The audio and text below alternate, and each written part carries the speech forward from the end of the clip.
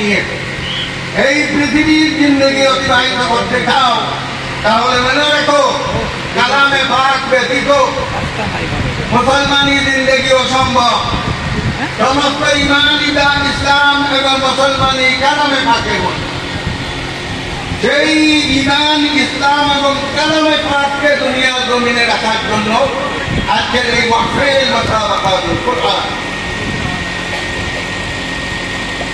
আল্লাহ পাক কালামে পাকে বলেছেন, সময় কম, আমি দীর্ঘ করব না।